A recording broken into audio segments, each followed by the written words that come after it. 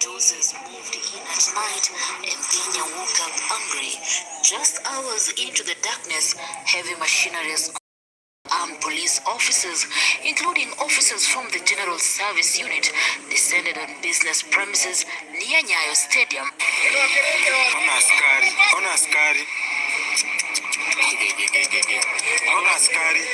Unafikiria ni pasa juu ya matangi bana. Ona. Na ujua ni wenye wanatoka saa hii kuna group nyingine imetoka tukubomoa tu.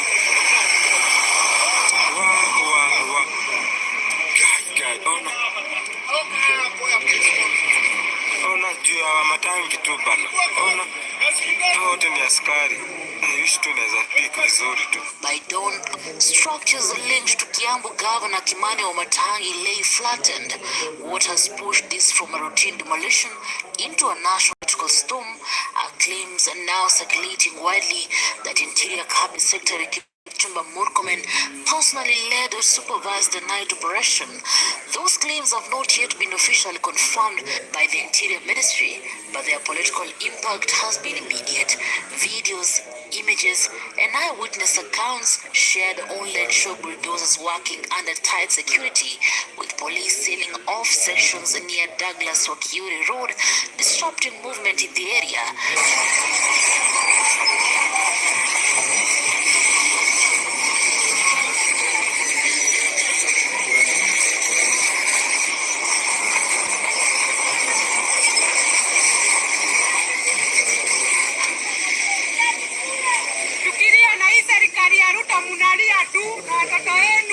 Businesses affected include a car yard, a car wash, restaurant, and other semi-permanent structures located along the railway corridor close to Nyayo Stadium. Police have confirmed their presence. Nairobi Police Boss George Zeda stated officers were deployed to support Kenya Railways Corporation in repossessing land as part of an ongoing clearance exercise. He said no injuries were reported and that landowner had allegedly been notified to vacate.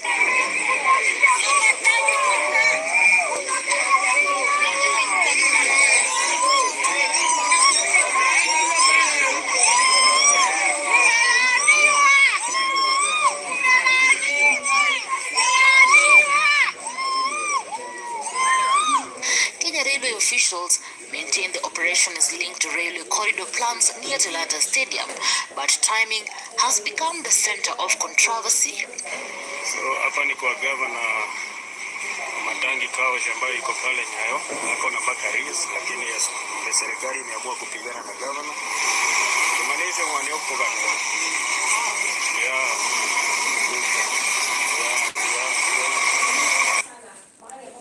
Alright guys, so currently the most controversial story that is actually popping online is about Wamatangi and Kiambu. So Philly Mangehe, welcome, thank you so much. I don't know, it's a very controversial situation when citizens see buildings being brought down and vehicles being destroyed. Of course, the vehicles that were parked in this area were not majorly Wamatangis.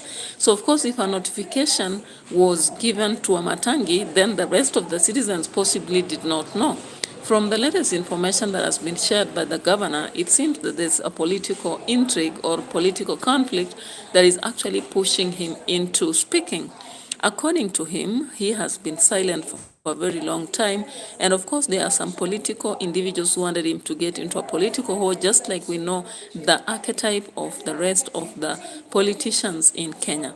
Of late, we've been watching so many politicians, including Moses Kuria and Ndindi Nyoro, Sifuna, Babu, among other politicians, speaking a lot about this and that. Philly Mangehe, you are asking a question. Right, the second option is to be picked. You're saying where are you living, and of course I always do my content from Kenya currently. What about you? Maybe you can share out. So yesterday I did not have time to do a political reaction, but today I'm doing just a short one before I get back to my lesson and then exit to some other activities. Now, of course, it is very saddening for those who have conducted construction, you know how expensive it is. And now you are in Tanzania, East Africa. How is Tanzania? Tanzania has been hot for a very long time, and currently now we are focusing on Uganda with a lot of political intrigues going on with Bobby Wine taking the media and the international bodies trying to intervene, but Museveni still sticking to his ways. So welcome Phili Mwankehe from Tanzania. I hope everything is fine. Natumai mwazima and everything is going on aire.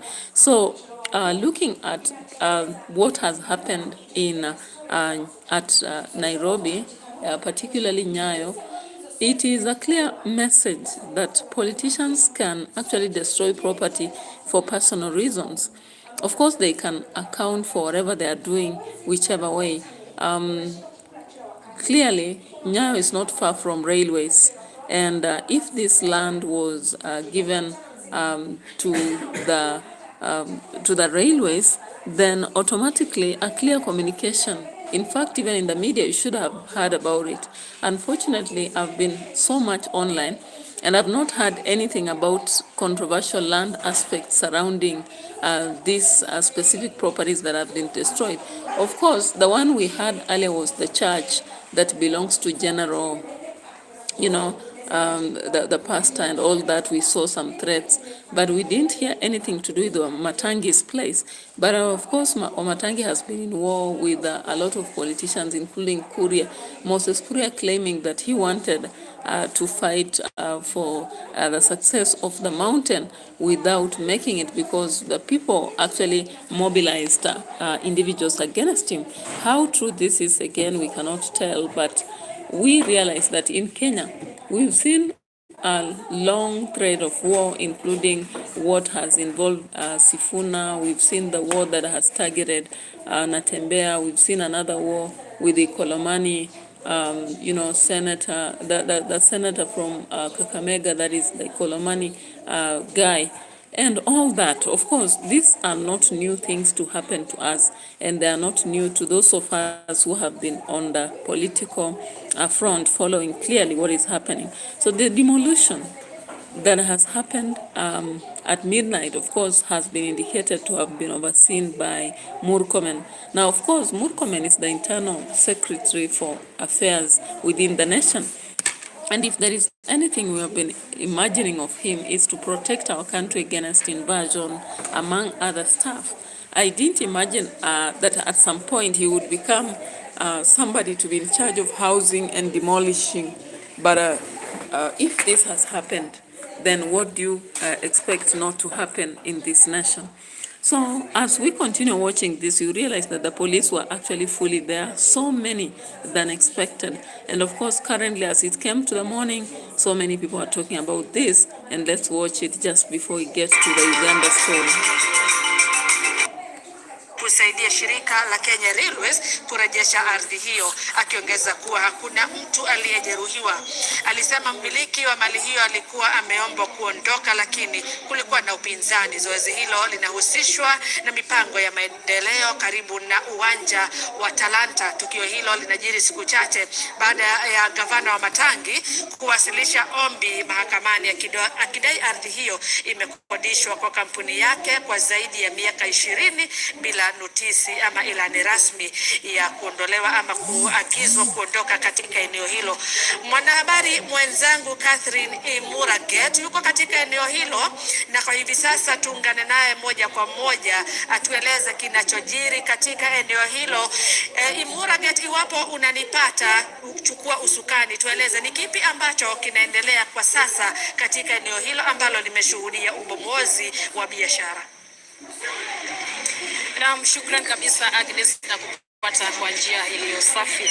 Hapa niko karibu na uwanja wa Nyayo ambapo biashara ya gavana wa Kiambu iliweza kubomolewa hapo mida ya usiku wa kuamkia leo.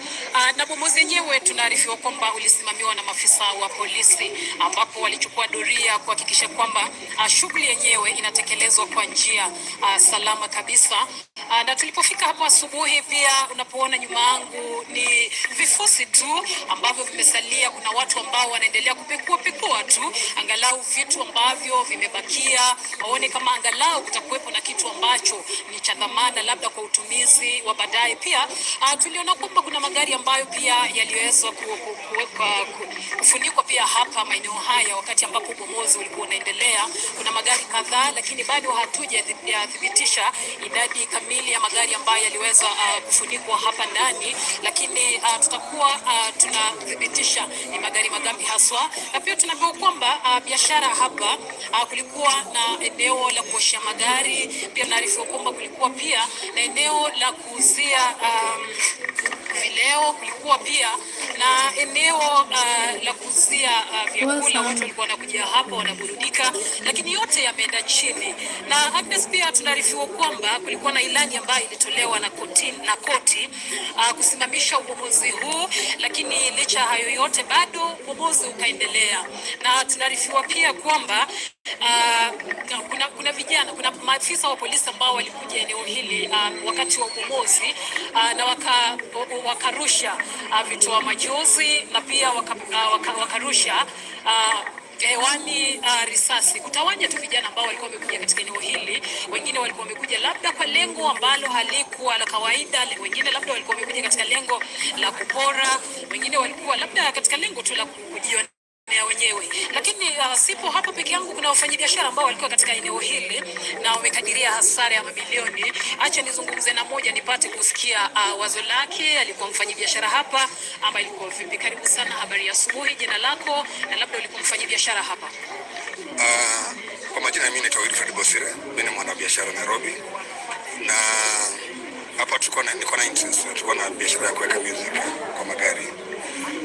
So hapa hatujakuwa na ilani kama wamiliki wa biashara ndogo huko, hatujakuwa na ilani ya kwamba watafanya demolition.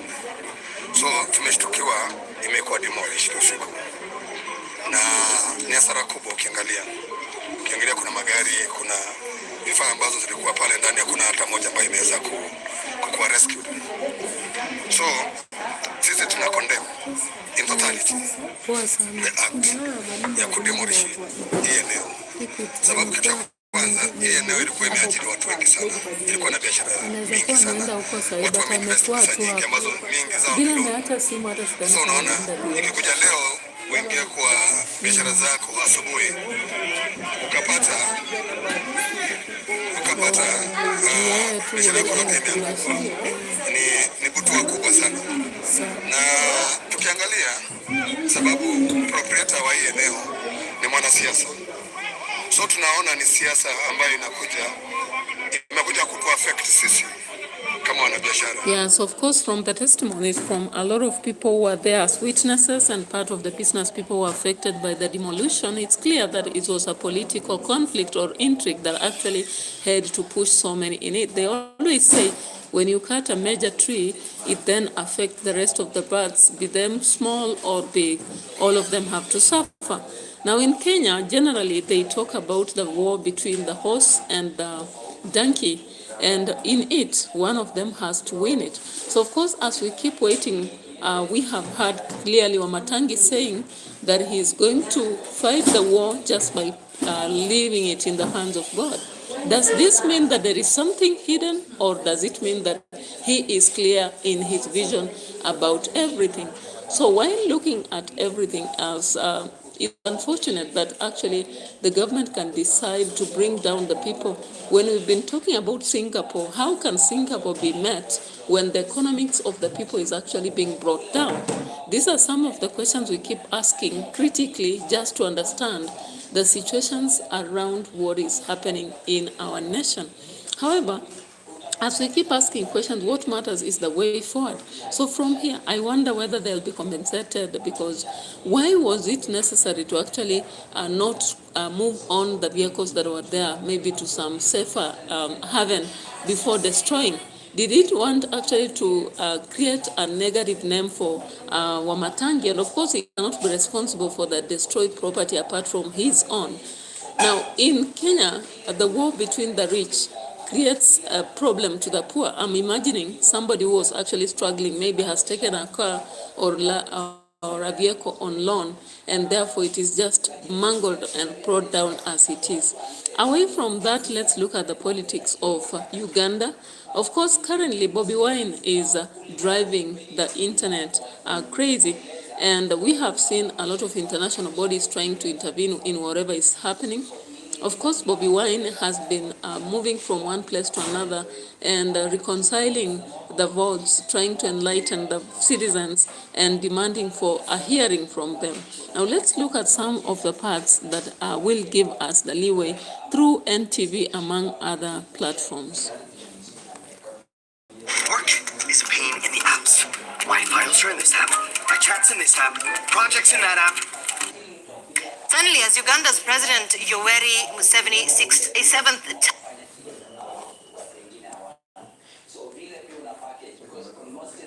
A protest in the city the previous year without prior police authorization.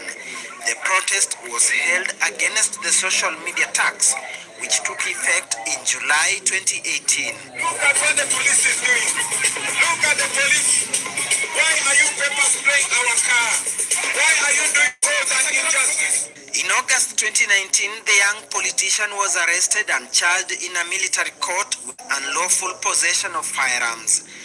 Later the same month, he was charged with intent to alarm, annoy or ridicule President Museveni for his role in an incident in Arua district. On November 18, 2020, Bobi Wine was arrested in Luka district in eastern Uganda and detained at Nalufenya police station in Jinja for 3 days. He was accused of having more than 200 supporters recommended by the electoral body to contain further spread of COVID-19. Since June 2025, when the Popstar announced his second bid for the top seat, Robert Chagulanyi has been on the campaign trail, crisscrossing and traversing Uganda in a bid to registered voters to once again vote for him. I'm asking all of you ladies and gentlemen, those of you who love your country and those of you who love change. His has been a campaign hedged on change, change and change. However, it has been an uphill task. His campaign meetings have been disrupted several times by security forces, firing their guns and lobbing tear gas, a situation that has forced the candidate to permanently campaign in body armor and a helmet. Right now, I'm wearing a bulletproof and a ballistic helmet because I'm fearing for my life. You have just seen a police officer coaching his gun, and now they're blocking the journalists. Whatever happens to me now, whatever happens to my wife now, whatever happens to anybody, I want you to know that our lives are in danger in the hands of the police and the military. I'm a presidential candidate. I'm supposed to be campaigning in this district, but they block the roads all day. The Electoral Commission knows I'm supposed to be campaigning here. The Electoral Commission chairperson is silent. Every evening, the police spokesperson goes on TV and says, I disobey traffic rules. Look what the police is doing. They are closing the roads. The roads are closed over there. The roads are closed over there. This is the Ugandan military. It is supposed to be Uganda People's Defense Forces. But they have come to make horror on us. In some instances, police... So many situations have we seen Bobi Wine blocked from reaching some places in Uganda for the campaign process. Now, it's unfortunate that while we call Africa democratic nations, the democracy is still premature. Maybe, possibly, it may just be seen years later or centuries later, but currently, a lot of presidents are frustrated and they wish to sit on the crown for the longest time possible. The worst of it is Uganda and Tanzania. And of course, we saw what happened in Tanzania recently. Now to Uganda, we realize this is one of the nations where the president has led for the longest time possible, just like the situation is in the other two countries, Cameroon and was it Gabon that we saw recently? And it's unfortunate because now citizens have no option but to continue sitting under the dynastities even when they would wish for better. Now, of course, We've seen the president of Uganda speaking, and it has been promised that the internet will not be working in Uganda. Why would the internet be frustrated? It's because very soon they don't want everything to be in the limelight. They would want to conduct so many ills without having anyone understand what's going on. No wonder they are going to block the internet. Now let's take on Bobby Wine asking Ugandans to rise against Museveni, and this is shared by Larry Mado, after which we can talk about how Al Jazeera has addressed the same issue. This power we call Wilma. Wilma stands for William and Mary Martin. And it is in case Museveni wins the election, like all signs are showing, people of Uganda must rise up and demand for their victory. Bobby Wine joins us live now from Kampala, Uganda. Bobby, thank you so much for being with us. When you think about the fact that most Ugandans who are under the age of 40, which by the way is 75% of the population, have only ever known one president. They've only ever known Museveni as their leader. Just in terms of that and the widespread rigging that we have seen in previous Ugandan elections, the widespread voter intimidation, the fact that Museveni has such a tight grip on the institutions in your country. Talk to us about why it is important for you to run again this time. Thank you very much. It is important for us to challenge the authoritarian ruler again and again and again, until we eventually get our freedom. Because not challenging him means giving up. Yes, we know that all odds are up against us, the military, the police, and all institutions of state. But also it is clear that the people of Uganda are standing firmly behind the forces of change that I am leading. So we are challenging Museveni first and foremost to remove any iota of doubt to the world, especially in the international community, and to remove all the pseudo-legitimacy that he lies the international community with, and therefore the people of Uganda will be able to fight for their rights while the world will stand with them. That is why we're running again. In 2021, you contested the results. You talked about the fact that the results were essentially all but guaranteed, that the voting was rigged. You contested the results, but obviously it didn't lead to any meaningful outcome. Talk to us about what you have learned this time around. What are some of the lessons that you learned from the last time you ran back in 2021? I remember interviewing you then. What lessons have you learned from them that you're applying now, Bobby? First and foremost, we've learned that dictators might not go with the first or second or third push, but eventually they fall if we don't give up. We have learned that we have to devise various means of communication, but most importantly, we've learned that we have to send back the responsibility to the population. In the previous election, I was under house arrest immediately after casting my ballot, which I expect the same thing now. As we speak right now, more than 730 of our colleagues are in detention. They've been arrested. Many are abducted and are missing. Some have been killed, but we are pushing on. But again, this time, we don't anchor it on an individual. We don't anchor it on myself. Yes, I'm the presidential candidate. Yes, I'm the leader. But we have tasked the people of Uganda to take charge. All right. Meanwhile, there was a report yesterday about of the soldiers who were actually bewitched while on duty after attacking Bobby Wine. How true is this? We are yet to get the report or correct information over this. But meanwhile, let's say this. You don't need a second job. You just need to know these AI tools. So they say in politics you should never bring a knife to a gunfight. As pressure mounts ahead of Uganda's general election, someone seems to have brought a spirit, like literally, to a gunfight. And shockingly, the spirits are winning.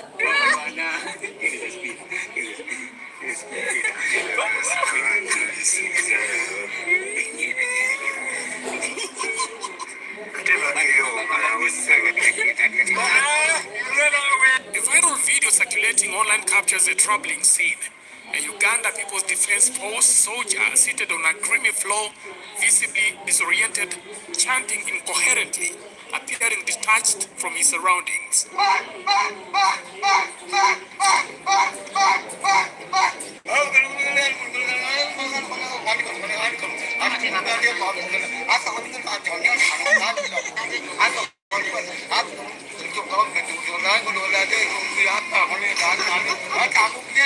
The soldiers reported to be part of the units recently deployed on the direct orders of President Yoweri Museveni to contain the expanding political reach. Now, of course, away from that, the internet in Uganda might not be working hours before election and even during election. Just why would this happen? Now, the same scenario happened in Tanzania, and we understand it was meant to actually frustrate the election, transparent election process. Is this the same thing that is going to happen in Uganda? Let's hear about this. But Ugandans, please keep your phones on and record anything the world should know about.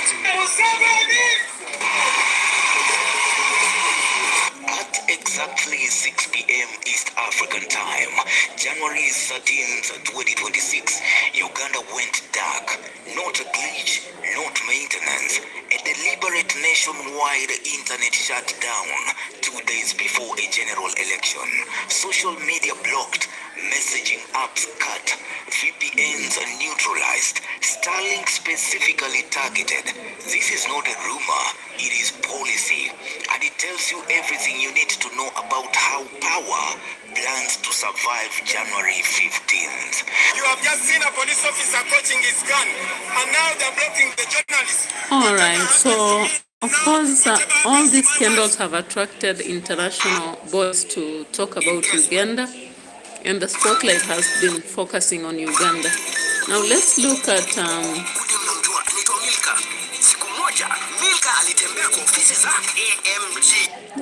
something here. I wanted us to look at something about Traore and his warning on Uganda just before I go to my work. My brothers and sisters of Uganda, when the United Nations raises its voice to warn about an election, when international bodies begin to whisper concerns about a nation's democratic process, it is not because they care more than you do about your future. No, it is because the signs are already written on the wall, and the world has seen this story before. The question is not whether the storm is coming. The storm is already here. The question is whether you will face it standing together or divided against each other. Let me tell you something from my heart. I speak to you not as a president, not as a leader from another land, but as an African brother who has watched our continent bleed too many times because old men refused to let go of power and young people paid the price with their blood. I speak to you as someone who understands what it means when a generation finally says, enough is enough. You see, my brothers and sisters, what is happening in Uganda right now, we have seen it before. We have seen it in my own Burkina Faso. We have seen it across West Africa, across East Africa, across the Sahel, across this beautiful continent that refuses to learn from its own wounds. There is a formula, a pattern that repeats itself like a curse we cannot break. First comes the tension. You feel it in the air, in the way people whisper instead of speak, in the way soldiers appear on corners where children used to play. Then comes the repression. Opposition leaders are targeted. Journalists who ask questions find themselves in dark rooms. Human rights defenders become enemies of the state. Young people who dream of something different are called agents of foreign powers. Then the violence begins. Not always with guns, not always with blood at first. Sometimes it is the violence of silence, the violence of fear, the violence of an internet that suddenly stops working because they do not want you to see what is happening in your own country. The violence of peaceful assemblies broken up by security forces who are supposed to protect you, not intimidate you. And then comes the day. But by then, Alright guys, so that is, we've seen different views from different people about the Uganda situation, and I don't know what you believe or rather think about what is going on in Uganda, as just as what the signs we are also seeing in Kenya, especially when we look at what happened today in Nairobi. Otherwise guys, let's stop here. We shall meet again later on to discuss the same aspects or maybe others. Bye bye.